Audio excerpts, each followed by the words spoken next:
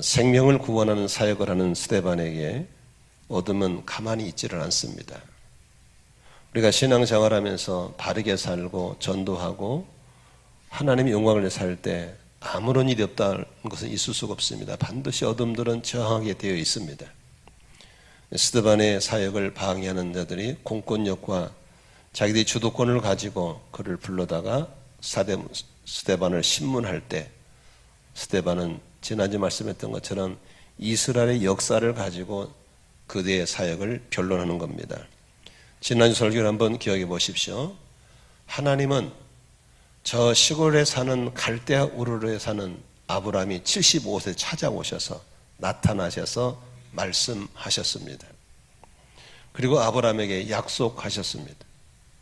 그런데 그 약속을 하나님이 이루실 때는 많은 고난의 통로를 통해서 약속을 성취해 가신다고 말씀하셨습니다. 오늘 스데반은 또 이어서 어떤 고난을 통해서 하나님의 약속을 이루어가는지에 대해서 말씀하고 있습니다. 그래서 설교 제목을 목적이 있는 고난이라고 정했습니다. 한번 따라합시다. 목적이 있는 고난. 이 땅에 살면서 고난을 한 번도 겪어보지 않고 살아오신 분은 누가 있을까요? 아닙니다. 다 고난이 있습니다. 고통이 있는 겁니다. 그런데 잘못해서 죄값으로 고통을 당하는 것은 자기 죄값이니까 쉽게 이해가 됩니다. 그러나 잘못이 없는데도 그냥 이해할 수 없는 고난과 고통이 찾아올 때 사람들은 너무 많이 힘들어합니다. 조금 전에 우리 조한이가 말했던 것처럼 친구 같고 세상을 살아갈 때 기댈 수 있는 형이 갑자기 하늘에 부름받고 가버렸을 때 그의 부모는 어떻고 본인은 얼마나 멘붕이 왔을까. 우리가 남의 일이 아니라 느낌조차 힘든 고통이었습니다.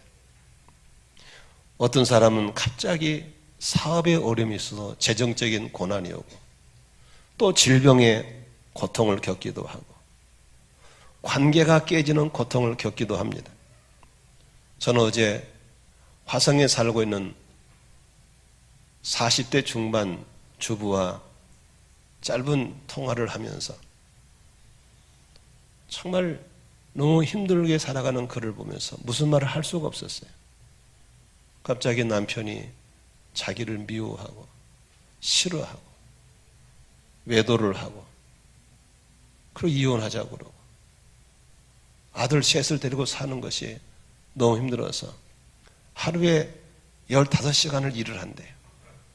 투잡을 뛴다는 거예요.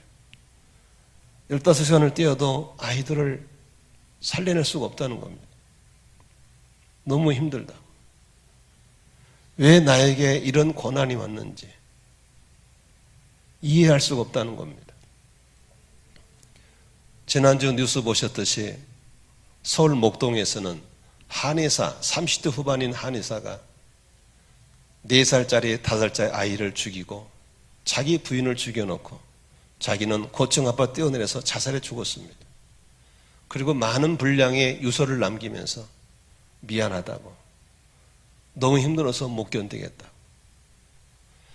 여러분, 수많은 사람들이 살아오면서 저는 저대로의 고난을 겪고 여러분도 고난을 겪는 거예요.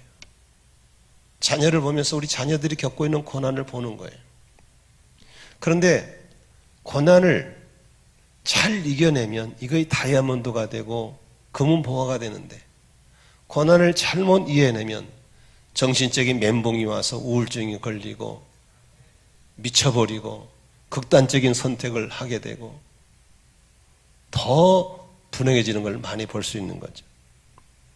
그러나 저는 예수 믿는 사람, 하나님의 자녀로 부름받은 사람에게 찾아온 고난은 기억하십시오. 반드시 목적이 있음을 믿으시기를 바랍니다. 반드시 뜻이 있습니다. 한번 따라합시다. 고통에는 뜻이 있다. 목적이 있는 고난이란 사실입니다. 오늘 본문에 나타난 요셉이라는 사람과 그의 아버지 야곱의 가족을 좀 살펴보면서 이들에게 있었던 고난들이 어떤 것이었으며 그 고난의 결국이 무엇이었다는 사실을 보면서 사랑하는 성도 여러분, 나름 힘들게 살아가는 고난을 이겨내시기를 바라고, 고난 앞에 무릎 꿇지 말고 고난과 싸워서 이겨내기를 주의 이름으로 축원합니다. 첫째로 오늘 본문에 보니까 요셉이라는 사람을 얘기하고 있습니다. 요셉이라는 사람은 여러분 너무나 잘 아는 사람이잖아요. 성경에 나오는 요셉. 요셉은 어떤 고난을 당합니까? 첫째는 형들에게 시기와 질투의 대상이었습니다. 요셉의 형제는 아들만 12명입니다. 요셉은 10명의 형을 가진 11번째 아들입니다. 그런데 요셉은 아버지 야곱이 극진히 사랑했던 자기의 애처 라헬을 통해 태어났기 때문에, 또 아기 낳다가 난산하다 낳기 때문에 더 사랑하고 좋은 옷 입히고 편애를 받았던 건 사실이었습니다. 10명의 형들이 요셉을 질투하고 시기하고 미워했습니다. 질투와 시기가 극에 달하니까 형들이 요셉을 죽이기로 결심합니다. 그래서 아버지 몰래 신문으로 나온 요셉을 맨 땅을 파가지고 묻어버리려고 집어 던져 넣어버립니다. 그러다가 한 형이 그건 안 된다고 말리니까 요셉을 지나가는 이집트 상인에게 동전 20냥에 팔아 넘겨버립니다. 그때부터 타국의 노예로 팔려간 요셉은 인권은 전혀 없습니다. 노예는 오직 주인의 기쁨을 위해 살아가는 사람이 노예입니다. 노예로 팔려갑니다. 그래서 보디발 장군이라는 사람 집에 노예로 살면서 아무 희망도 없이 밥을 먹고 걸어다니지만 사람이 아닌 모습으로 그는 살아가고 있는 것이었습니다. 그런데도 성품이 좋고 성실해서 늘 성실하게 일을 하니까 주인이 그를 집의 노예 가운데 총무로 임명을 받습니다. 그런 어느 날 그에게 또 다른 시련이 찾아왔습니다. 보디발 장군 부인이 성적인 정욕을 이기지 못해서 남편이 멀리 출장 간 사이에 집안에 있는 하인들을 다 멀리 신부는 보내놓고 아무도 없는 빈집에서 성적인 유혹을 해온 것이었습니다. 요셉은 믿음이 좋은 사람이라 나는 하나님 그렇게 할 수 없다고 단호하게 거절했을 때 그 여인은 성추행하다가 안 되니까 요셉을 누명을 씌워서 감옥에 쳐넣어버립니다. 여러분 이번에 성지로 가셔서 그 시대의 감옥을 가보셨지만 요셉이 들어간 감옥은 훨씬 수천 년 전이기 때문에 엄청 험악한 감옥이었습니다. 토굴 속에 집어넣어놓으면 나올 수가 없는 그런 감옥이었습니다. 이제 부모 형제를 떠나서 노예로 팔린 것도 고난인데 누명을 써서 지하 감옥까지 던져졌다 그러면 그의 삶은 얼마나 피폐하고 언어도 힘들고 먹는 것 잠자는 것 다 힘든 흉악한 죄수들과 함께 살아야 되는 삶이 바로 요셉의 고난이었습니다.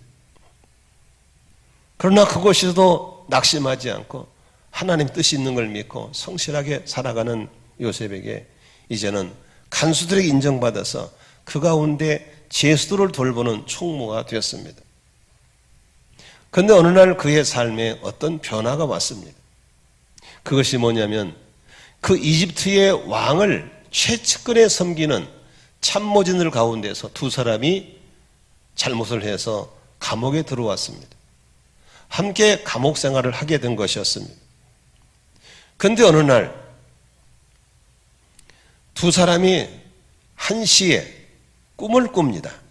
근데 꿈을 해몽할 길이 없는 거예요. 그래가지고 고민하고 있을 때 요셉이 그 소식을 듣고 어떤 꿈이냐고 들어보자고.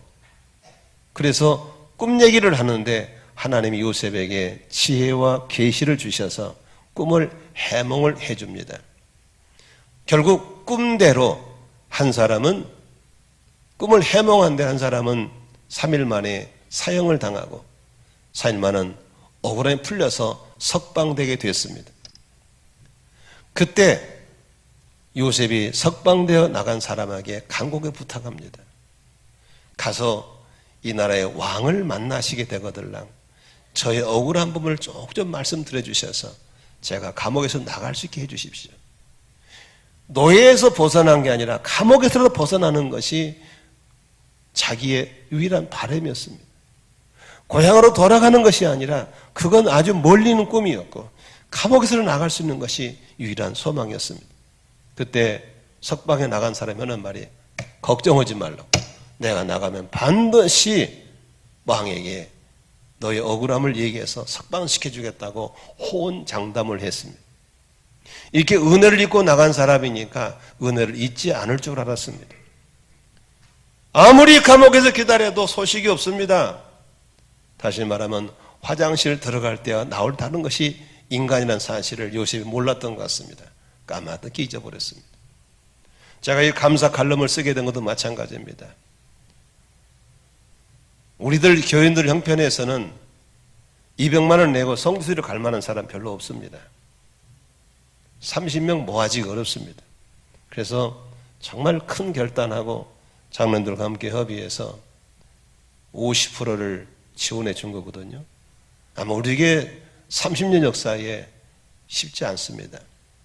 전체 예산의 8%를 들여서 했던 거거든요. 감사한 일이죠.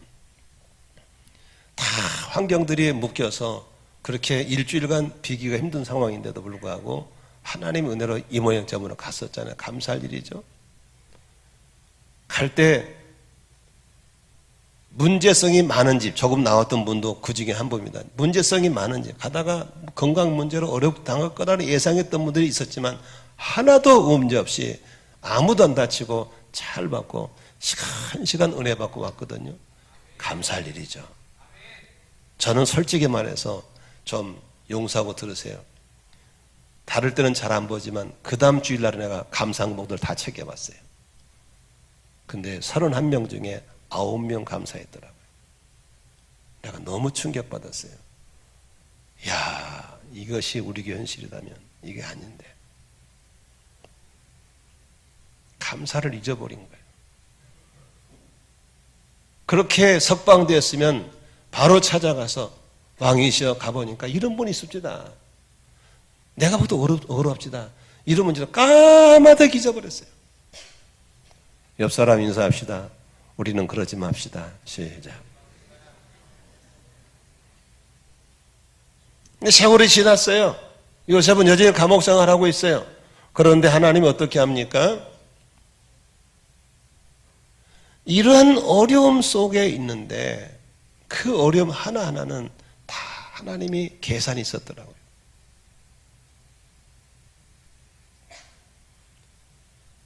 요셉은 팔려나갔어요. 노예가 되었어요. 억울한 누명을 썼어요. 배신을 당했어요. 여러분 그쯤 되면요 사람들이 다 미쳐버려요. 돌아버려요. 에이 그만 살아. 이렇게 할 수 있어요. 요셉은 고난을 잘 이겨냈어요. 어느 날 어떤 일이 있었냐면 이집트의 바로 왕이 꿈을 꾸는 겁니다. 꿈을 꾸는데 무슨 꿈을 꾸냐면 보리 이삭이 나오는데 7 이삭이 파랗게 토실토실하게 이삭이 피는 거예요. 그리고 또 좀 있으니까 바짝 마른 못생긴 이삭이 이렇게가 나오는 거예요. 이게 뭐지? 또 그 다음날 꿈을 꾸는데 토실토실하게 살찐 소가 풀을 뜯고 있는 7마리가. 좀 있으니까 삐쩍 마르고 험악하게 생긴 소 7마리 가서 그 살찐을 다 잡아먹어버린 거예요. 이게 뭔가? 아무리 생각해도 영롱한 꿈인데 뜻을 모르겠는 거예요. 그래서 비서진 참모진들을 다 모아 꿈 얘기를 하면서 이것 좀 알아맞히라고. 이것 좀 해몽 좀 해보라고. 머리를 끙끙 앓고 좀 참모진들이 해달 못 차는 거예요. 그래 막 왕이 노바들 이걸 어떻게 하면 좋겠냐고 그랬을 때 그 술 맡은 관원장이 탁 기억난 겁니다. 옛날에. 은혜 잊어버린 기억나는 거예요. 왕이시여, 제가 돌이켜보니까 크게 잘못한 게 있습니다. 뭐냐? 제가 이만저만한 억울한 누명을 쓰고 감옥 간 적이 있지 않습니까? 거기서 요셉이라는 히브리 청년을 만나는데 그 청년이 꿈을 해몽을 잘 합니다. 그리고 꿈대로 한 사람은 사형당하고 저는 이렇게 석방돼 나왔습니다. 근데 그 친구가 억울한 일을 당했는데 그를 진정 써서 빼내지도 않는 그걸 내가 깜빡 잊었습니다. 제가 참 나쁜 놈이군요 라고 이실직고 하는 겁니다. 그때 왕이 당장에 불러와라. 그래서 꾀죄죄한 감옥에 있던 요셉을 목욕시키고 세원 입히고 면도하고 이발해서 단장의 꿈에서 왕 앞에 세웠습니다. 왕을 보니까 네가 꿈 해몽을 잘한다며. 그때 요셉은 말해요. 제가 잘하는 게 아니라 꿈 해몽은 하나님께 있습니다. 할렐루야. 그래서 꿈을 쫙 얘기하니까 요셉에게 하나님이 지혜와 계시를 주는 것입니다. 그래서 꿈 해몽을 기가 막히게 합니다. 왕이시여, 7 이삭이 그렇게 토실토실 쩌는 것은 앞으로 7년 동안 큰 풍년이 된다는 소리입니다. 그런데 삐쩍 마른 7 이삭이 나온다는 소리는 7년 풍년 위에 7년 엄청 가뭄과 흉년이 온다는 소리입니다. 토실토실한 소가 7마리 있는 것은 바로 7년 풍년이고 삐쩍 마른 소가 그 소를 다 잡아먹으린 것은 바로 또 흉년이라는 소리입니다. 이런 동일한 사건이 2개가 같이 이렇게 꿈에 나타난 건 이 일이 반드시 이루어진다는 사실을 보여주는 것입니다. 이 꿈을 확실하게 해석해 보니까 왕이 뿅 간 거예요. 세상에 이상의 삶에서 이렇게 지혜로운 사람 처음 봤다. 너는 나와 같이 일을 하자. 그러면서 왕이 요셉을 높은 위치에 세우고 총리로 세우고 모든 권한을 주면서 앞으로 있을 풍년을 준비하게 하고 흉년을 준비하게 하신 걸 믿으시기를 바랍니다. 그런데 잘 보세요. 우리는 여기까지만 알고 있는 거예요. 아, 요셉을 그렇게 높여 쓰시려고 불렀구나. 그러니 고난을 지나면 저렇게 높여 쓰시는구나. 좋다. 요렇게만 주일하게 들은 거예요. 그런데 아니에요. 다음 장을 볼까요? 야곱이라는 사람, 아버지가 사는 곳은 가나안 땅이거든요. 여러분, 나란히 국경이 있으니까 이집트가 흉년이면 거기도 흉년이 올 줄로 믿습니다. 그러겠죠?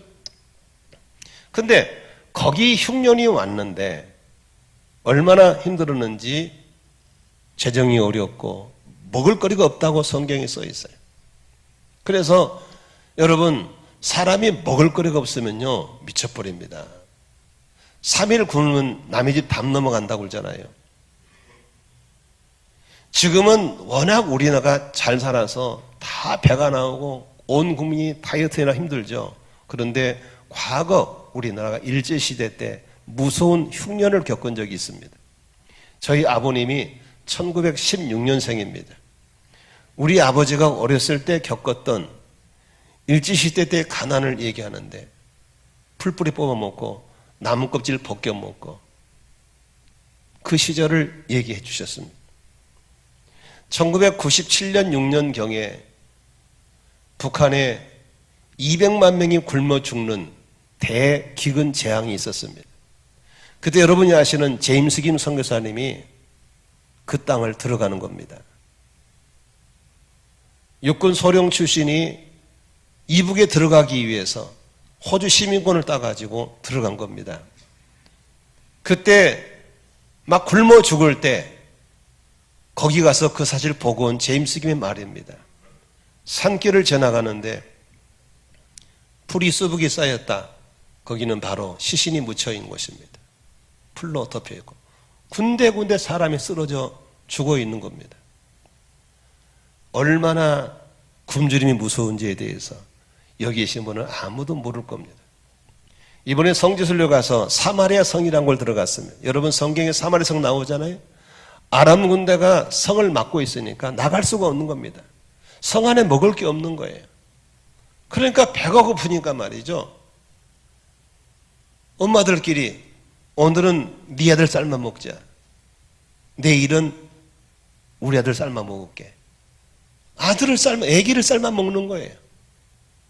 그래서 먹었는데 그 다음 날은 못 주겠다는 거야, 우리 아들을. 그래가지고 왕을 찾아와서 재판해달라고 그러고, 이렇게 처절한 그 사무엘성을 입을 갔다 왔습니다.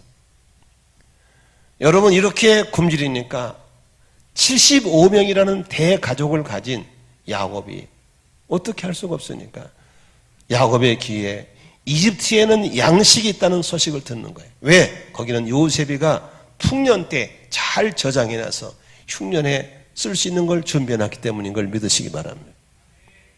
나는 지난주 수요일 날 성령의 감동이 있어서 우리 젊은이들에게, 교우들에게 5분 동안 짧게 내가 경제에 대해서 얘기를 해줬습니다.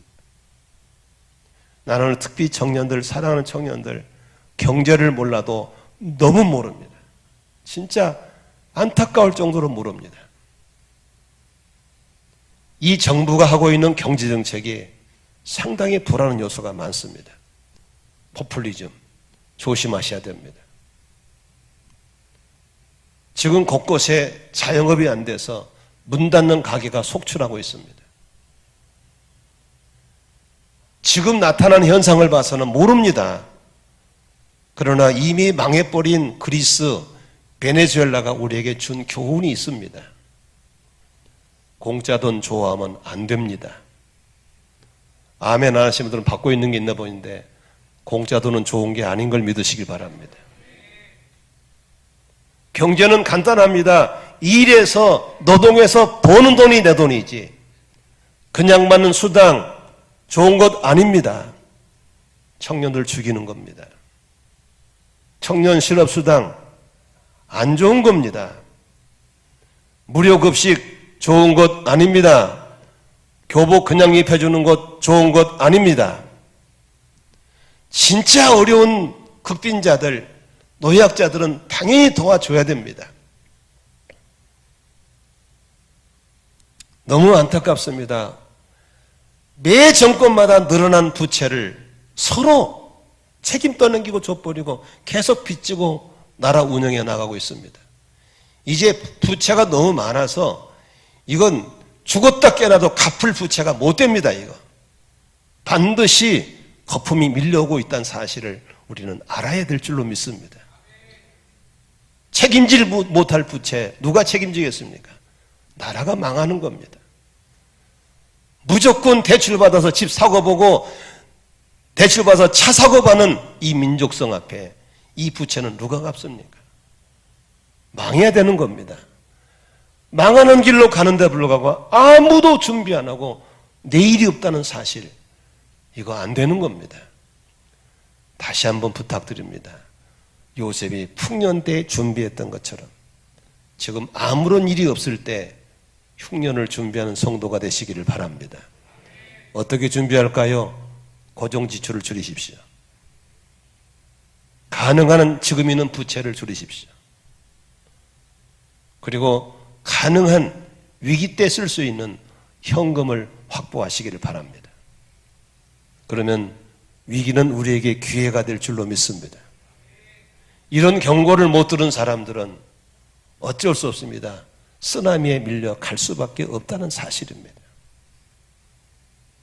지금 한국 교회도 보통 심각한 게 아닙니다. 이런 어엿한 건물이 1년에 120개, 150개 정도가 경매로 넘어가서 이단에 넘어가고 있습니다. 왜 그럴까요? 조금만 기도하고 조금만 보면 알 수 있는 것들을 기회를 놓쳐버린 겁니다. 어느 날 여러분 골목에 가면 교회가 없어졌잖아요. 다 팔려나가고 뜯겨나간 겁니다. 우리도 그럴 뻔했습니다. 하나님이 저희 교회를 긍휼히 여기셔서 5, 6년 전에 이 문제에 빠져나오게 된 걸 얼마나 감사한지 모르겠습니다. 야곱에게 이런 고난이 온 겁니다. 75명의 어린 자식들이 먹을 게 없어서 할아버지 눈만 쳐다보고 있는 겁니다. 야곱이 수소문해 보니까 이집트에는 양식이 있던 소식을 듣고 아들들을 그곳으로 보냅니다. 갈 때 뭐 때문에요? 양식을 구해라고 보낸 겁니다. 그랬더니 이집트의 총리가 누구예요? 자기들이 질투하고 시기해서 팔아넘긴 요셉이가 총리로 있는 거예요. 이걸 보고 젊은이들은 깜짝 놀랄 일이에요. 근데 요셉은 화려한 옷을 입고 앉아서 시침이 뚝 떼고 통역을 세워서 형들을 보는 겁니다. 형들은 전혀 모르죠. 그리고 요셉이가 형들을 다 체크합니다. 회개했는지, 지난날에 자기를 팔아넘긴 걸 회개하고 있는지, 부모에게 효도하고 있는지, 형제는 우애가 있는지를 다 점검합니다. 그러고 나서 자기 신분을 노출시킵니다. 내가 요셉이라고. 아마 그때 형들은 거의 기절초풍했을 겁니다. 그리고 나서 바로에게 이 사실을 다 알립니다. 그때 바로가 어떻게 합니까? 아버지를, 집안을 다 이쪽으로 오시게 합니다. 집단 이민을 가는 것. 무려 75명이 가나안을 떠나서 이집트로 이민을 가게 되는 것입니다. 그래서 그 처절한 가나안을 통해서 그쪽으로 갈 수밖에 없게 하신 하나님, 거기서 누구를 만납니까? 요셉을 만난 겁니다. 그리고 바로 왕이 이집트에서 좋은 땅, 고센 땅이라는 지역에다가 75명이 함께 살 수 있도록 집단 이주를 시켜줍니다. 자, 여기 보세요. 여기까지 보면서 이제는 뭐 고난을 지나고 잘 살게 됐네, 해피엔딩 끝, 이게 아니라는 거예요. 하나님은 그거 하려고 하는 게 아니에요. 보세요.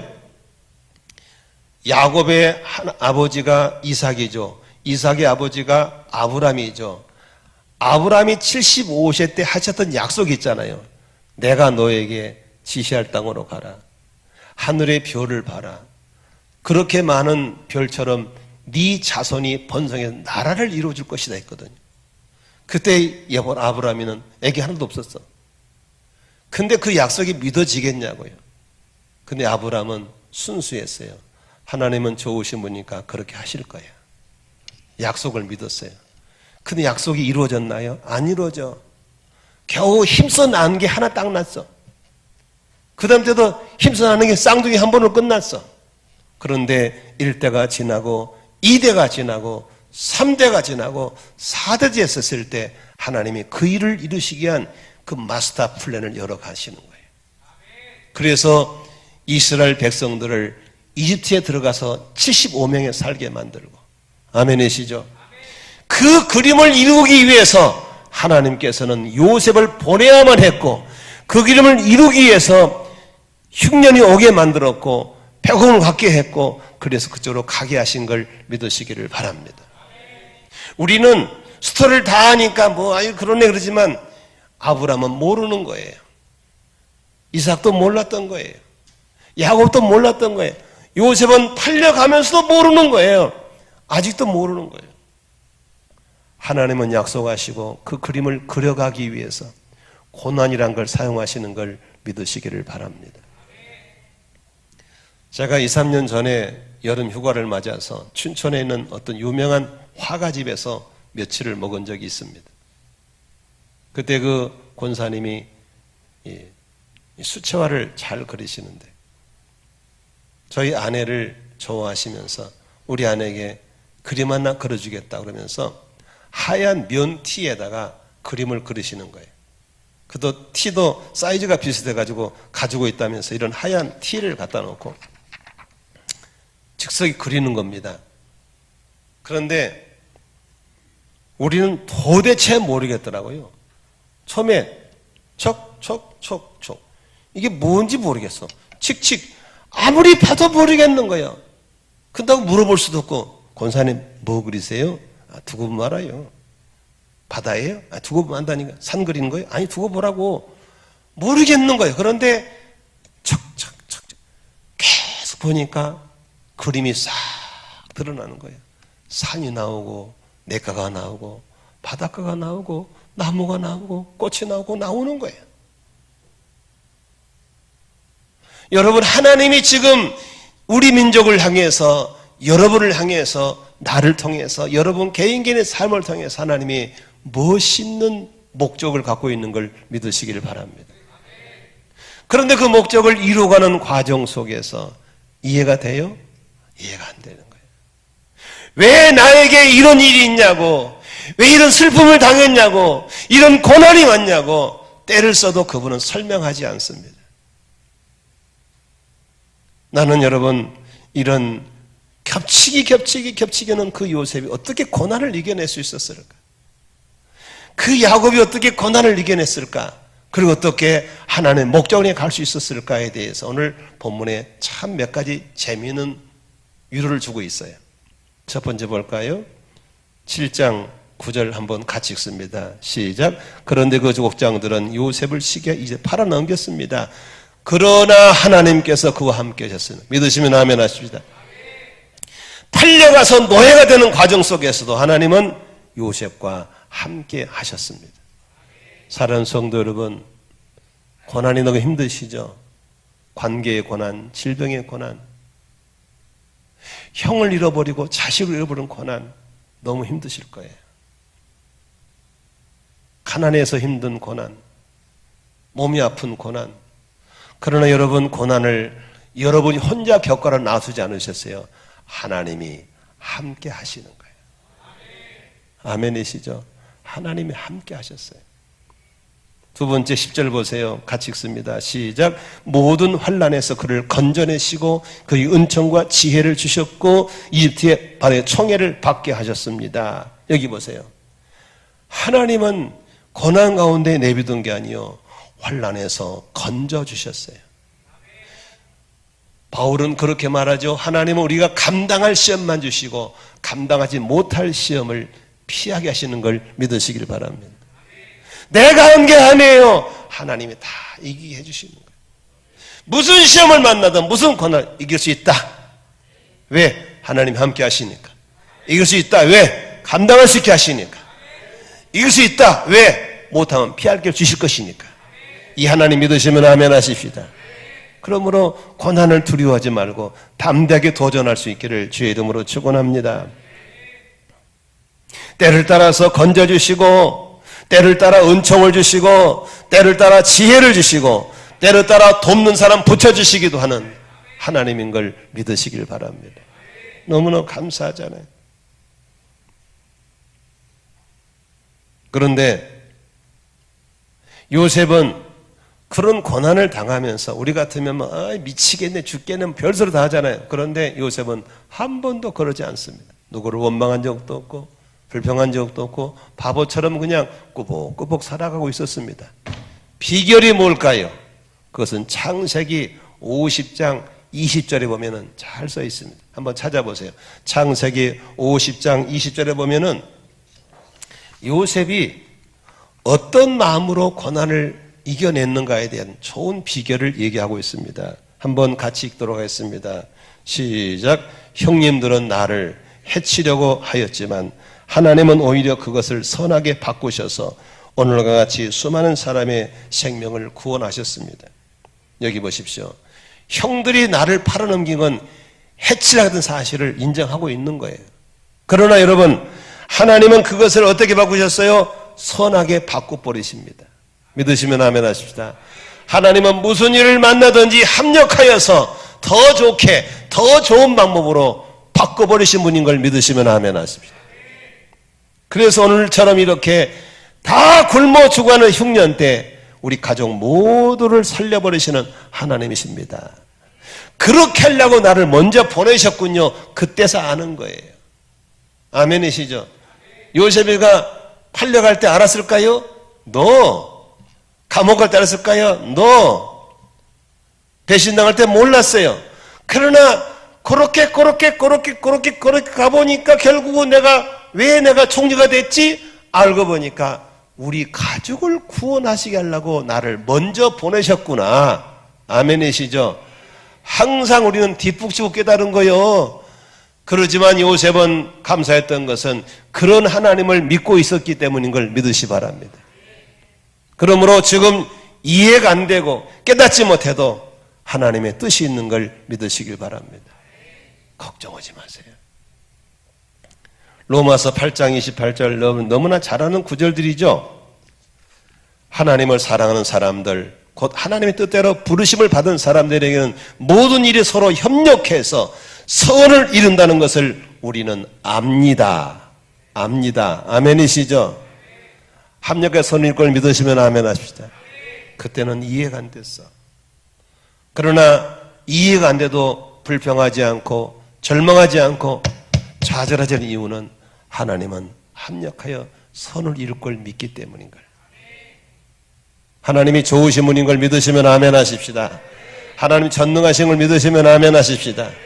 지금 만난 모든 일들을 모아서 결국은 나중에 더 잘되고 좋은 결과로 주실 것을 믿으시면 아멘 하십시다. 바로 그런 하나님이에요.